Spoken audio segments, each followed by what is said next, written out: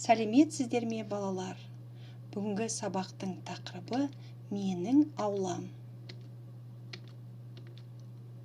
Бүгінгі сабақта балалар біз тыңдаған материалдың мазмұны бойынша сұрақтарға жауап беру және оған сәйкес сюжетті суреттерді таңдаймыз. Ребята, сегодня мы на уроке по содержанию прочитанного материала будем отвечать на вопросы. Ал енді балалар, жаңа сөздерге көшейік. Бүгінгі сабақтың жаңа сөздері аула, двор, қайда, где, әткеншек, качели, құм, песок, сырғанақ, горка, орындық, стул, скамейка. Қайталаймын, тыңдаңдар. Аула, қайда, әткеншек, құм, сырғанақ, орындық. Жақсы балалар, енді осы сөздерді сөздік дәптерге көшіріп жазып алыңыздар. Перепишите в словарь. Енді осы жаңа сөздерді үйренейік. Бұл не? Бұл аула. Бұл аула. Это двор. Бұл не? Құм, орындық, әткеншек, сырғанақ, құм, орындық, әткеншек, сырғанақ. Есте сақта. Тәуелдік жалғау. Притяжательное окончание. Менің аулам. Мой двор. Сенің аулаң. Твой двор. Оның ауласы. Его, ее двор. Ребята, обратите внимание на окончание притяжательных окончаний. На предыдущих уроках мы проходили притяжательное окончание, которые присоединяются после согласных. После гласных звуков присоединяются в первом лице окончание «м», во втором «н», в третьем лице «с» или «с». Менің аулам, сенің аулаң, оның ауласы. Ребята, сегодня мы на уроке будем проходить вопрос «где?», «кайда?». Ребята, в казахском языке слова, отвечающие на эти вопросы, присоединяют к себе окончания «да», «де», «та», «те». Кайда? Аула, да. Үй, де. Где? Во дворе. Где? В доме. Сырғанақ, та. На горке. Әткеншекте. Где? На качелях. Ребята, обратите внимание. Окончание «да», «де» присоединяется к слову, если слово заканчивается на гласные буквы, звуки. На звонкие сонорные звуки, то присоединяется окончание «да», «де».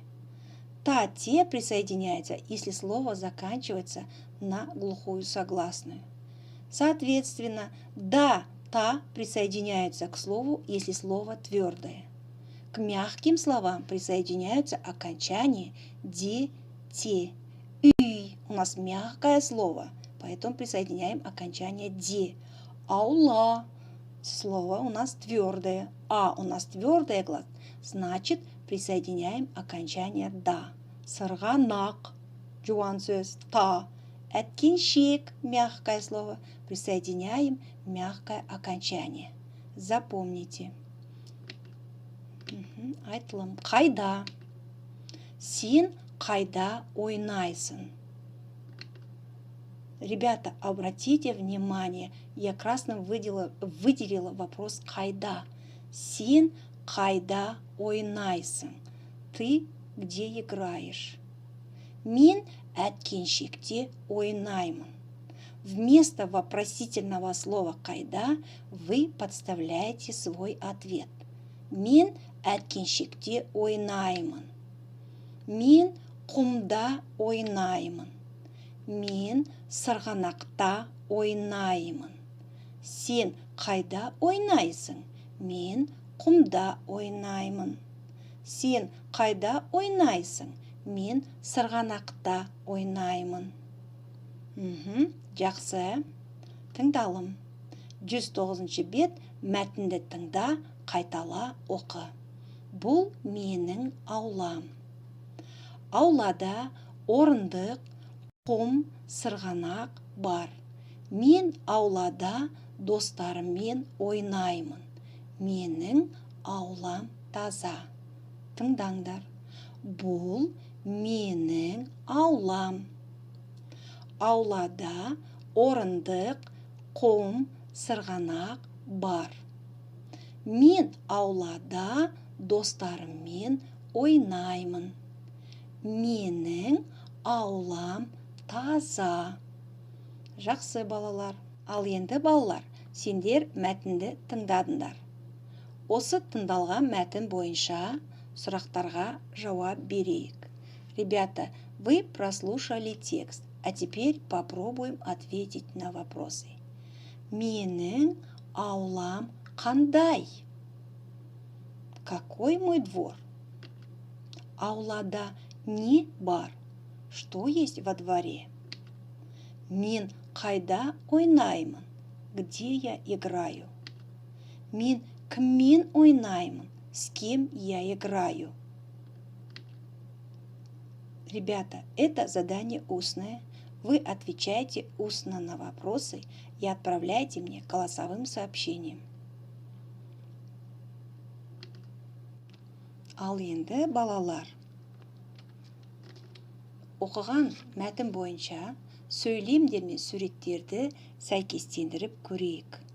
А теперь, ребята, попробуем соотнести картинки с информацией из текста. Қай сурет, қай сөйлемге сәйкес келеді? Какое предложение соответствует картине? Мысалы, бұл сырғанақ. Давайте попробуем. Ойланып көрейік. Жақсы балалар, енді өзімізді тексерейік. Теперь, ребята, давайте проверим. Бірінші сурет. Бұл менің аулам. Екінші сурет. Бұл сырғанақ. Үшінші сурет. Мен аулада достарыммен ойнаймын. Төртінші сурет. Бұл аулада әткеншек бар. Жақсы балалар. Ал енді балалар, келесі тапсырма. Екінші тапсырма 111 бет. Әріптерден сөз құрап айт. Мына жұлдызшаларда берілген әріптерден сөз құрастырамыз.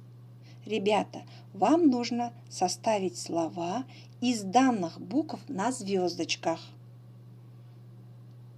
Көк жұлдызшаларда қандай сөз жазылып тұр? Жасыл жұлдызшаларда қандай сөз жазылып тұр? Сары жұлдызшаларда қандай сөз? Қызыл жұлдызшада қандай сөз жазылып тұр екен? Қане тауып көрейік. Давайте попробуем составить слова, ребята. Ал енді балалар, өзімізді тексеріп көрейік. Аула. Сырғанақ. Әткеншек. Құм. Жақсы балалар. Хорошо, ребята. Я думаю, вы справились с этим заданием. Ал енді балалар, дәптерлеріңді ашыңдар. Бүгінгі күнді жазыңдар. Желтоқсанның 2-сі менің аулам. Суреттің орнына тиісті сөзді қойып жаз. Вместо картины вам, ребята, нужно вставить нужное слово и переписать. Түсіндім. Сұрағым бар. Түсінген жоқпын. Сабақ аяқталды. Сау болыңыздар.